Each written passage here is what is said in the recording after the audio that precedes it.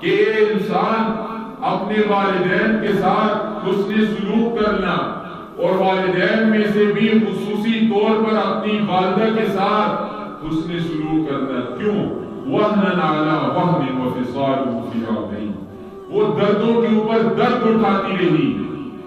پہلے تمہاری پیدائش کا درد اٹھایا، پھر تمہاری تکالیف کا درد اٹھایا، وہ ساری زندگی تمہارے ساتھ دردوں کے اندر رہی، ساری تکالیف تمہاری برداشت کی۔ آج تم جوان ہوئے، تمہارے بازو مضبوط ہو گئے، تو آج تم والدہ کا سہارا بن جاؤ، یہ نہ ہو کہ والدہ تمہارے لیے رونا شروع کر دے۔ فرما دیا اللہ نے واضح طور پر، اور آگے فرمایا وَقَالُوا فِي عَامَيْنِ أَنِ اشْكُرْ لِي، ان کا شکر ادا کرو۔ ان کا شکر کیا ہے؟ ایک شخص جا رہا ہے حضرت عمر رضی اللہ تعالیٰ عنہ کے دور کے اندر، والدہ کو بٹھایا ہوا ہے کندھے کے اوپر، کندھے کے اوپر بٹھا کر اسے طواف کروا رہا ہے۔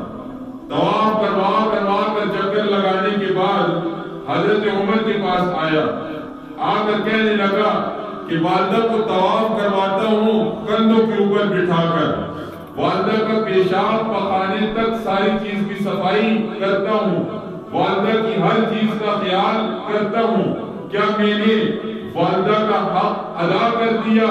تو حضرت عمر رضی اللہ تعالیٰ عنہ کا جملہ سنیے، وہ فرماتے ہیں تو والدہ کا حق ادا کرنے کی بات کرتے ہیں، تو نے اس کے دودھ کی ایک بوند کا بھی حق ادا نہیں کیا۔ تو یہ کیا ہے؟ اللہ نے حق رکھا ہے۔ پھر حضرت ابو ہریرہ رضی اللہ تعالیٰ عنہ کی روایت ہے سنن نسائی کے اندر، وہ فرماتے ہیں ایک صحابی آتے ہیں رسول اللہ صلی اللہ علیہ وسلم کے پاس، آ کر سوال کرتے ہیں کون زیادہ حقدار ہے میرے حسن سلوک؟ تو رسول اللہ صلی اللہ علیہ وسلم نے فرمایا اے میرے صحابی وہ تیری ماں ہے۔ فرمایا اس کے بعد اللہ کے رسول کس کا حق ہے؟ فرمایا پھر تیری ماں کا ہی حق ہے۔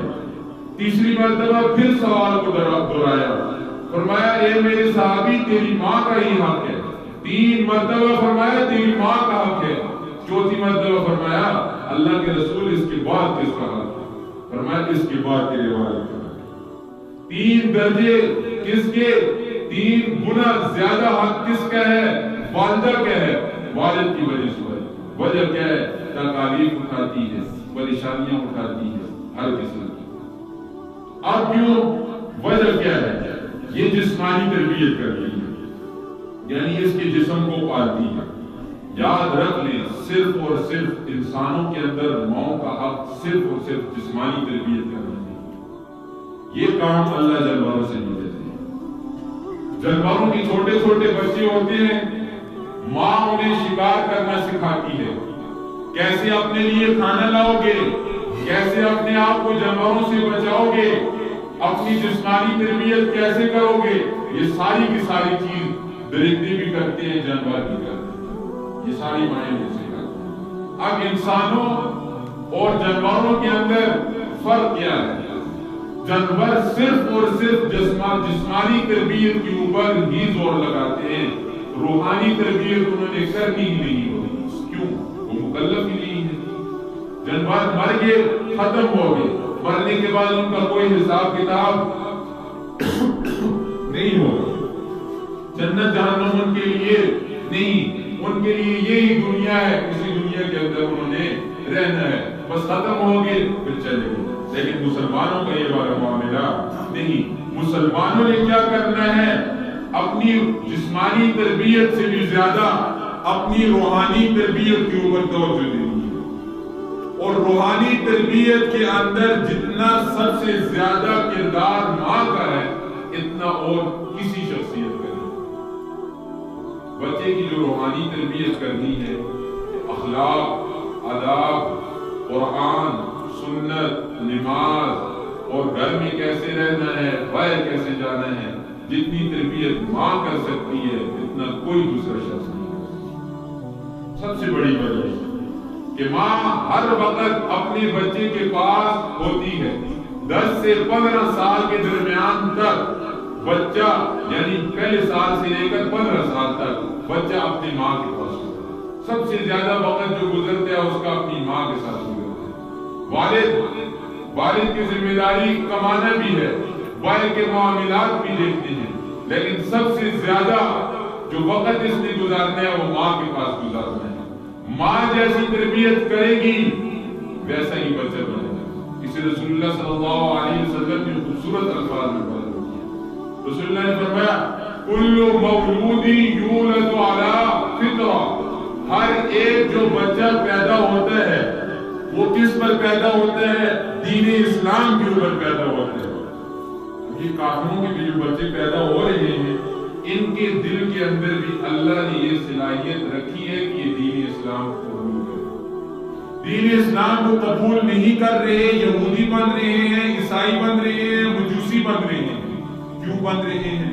رسول اللہ نے فرمایا ابواہ یحودانہ و ینصرانہ و یمجسانہ، ان کے یہ والدین ہیں، ان کا یہ ماحول ہے جو انہیں یہودی بنا رہا ہے، عیسائی بنا رہا ہے، مجوسی بنا رہا ہے. پیدا تو یہ سارے کس چیز پر ہوئے تھے؟ فطرت اسلام کے اوپر ہوئے تھے. ساروں کے اندر اللہ نے یہ صلاحیت پہلے سے رکھ دی تھی کہ یہ مسلمان بنے، لیکن مسلمان نہ بننے کی بڑی وجہ کیا بنی؟ ان کی تربیت ہوئی. ان کی تربیت عیسائیت کی طرف ہوئی، یہودیت کی طرف ہوئی، اس لیے کیا بن گئی؟ یہودی اور عیسائی بن گئی. جو بچے مسلمان گھروں کے اندر پیدا ہوتے ہیں ان کی تربیت اسلام کی طرف ہوتی ہے، وہ مسلمان بن جاتے ہیں. لیکن آگے روحانی تربیت نہیں ہو رہی. 100 میں سے 90% لوگ دین سے دور ہیں. اس کی بڑی وجہ کیا ہے؟ والدین، لوگ جتنے بھی والدین ہیں ان کی توجہ ہی اس طرف نہیں. جب تک بچے کی والدہ بچے کی تربیت نہیں کرے گی دین کی طرف، چاہے وہ پھر مدرسے کا استاد ہو یا والد ہو یا کوئی اور سرپرست ہو، وہ کبھی بھی اسے سیدھے راستے کے اوپر نہیں کر سکتا. بڑی وجہ کیا ہے؟ والدہ جب اسے لائے گی اس طرف تو بچہ سوال ہی پیدا نہیں ہوتا کہ اس راستے کے اوپر جائے. آپ نے دیکھا ہوگا گرمیوں کے اندر 7 بجے اسکول لگتا ہے بچے، تو والدہ کیا 5:30 بجے بچے کو اٹھاتی ہے کہ نہیں اٹھاتی؟ وجہ کیا ہے؟ اسکول بھیجنا ہے. اسکول بھیجنے کے لیے بچہ 5:30 بجے اٹھ رہا ہے، لیکن یہی بچہ یعنی سردیاں جب آ جاتی ہیں تو 6:30 بجے فجر کی نماز ہے، لیکن بچہ نماز کو نہیں آ رہا. کیوں؟ اسکول 8:30-9 بجے لگی ہے. والدہ نے تربیت نہیں کی، اسے نہیں بتایا کہ یہ بھی ایک راستہ ہے، اصل راستہ یہی ہے. اس راستے پہ جاؤ گے تو دنیا کماؤ گے، پیسہ کماؤ گے، اپنے لیے روٹی کماؤ گے. وہ تو اس کے ذہن میں ڈالا، اسے تیار کیا، اپنے ہاتھ سے پکڑ کر سکول میں چھوڑ کر آئی، لیکن ادھر مسجد کی طرف توجہ نہیں. تو کیا ہوا؟ بچے کو پتہ ہی نہیں کہ نماز کیا ہے، اس کی اہمیت کیا ہے، قرآن کیا ہے، قرآن کی اہمیت کیا ہے، مساجد کیا ہے. وجہ کیا نکلی؟ ماں کی لاپرواہی. جب ماں لاپرواہ ہوگی بچے سے تو بچہ کبھی بھی کامیاب نہیں ہو سکتا. یہ کامیابی دنیا کی کامیابی ڈگری وغیرہ لے لے گا، اچھا پیسہ کما لے گا، لیکن آخرت اس کی بن نہیں سکے. اگر آخرت بچوں کی بنانی ہے تو والدین میں سے بھی سب سے زیادہ خصوصی طور پر والدہ توجہ کرے گی کہ بچہ.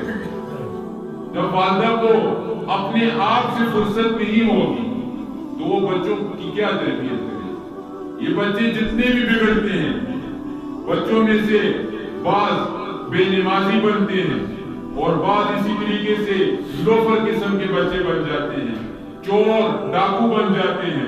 اس کی سب سے بڑی وجہ کیا ہے؟ کہ پیچھے ماں کی تربیت ہے. ماں نے سکھلایا ہی نہیں. یہ ماں کا کام ہے. والد سے زیادہ ماں کی یہ ذمہ داری ہے کہ وہ اپنی اولاد کی تربیت کرے. اگر والدہ تربیت کر رہی ہے تو پھر کیا ہے؟ بچہ سدھر گیا. اگر والدہ نے فکر نہیں کی تو بچہ بگڑے گا. ساری کی ساری ذمہ داری کس پر عائد ہوگی؟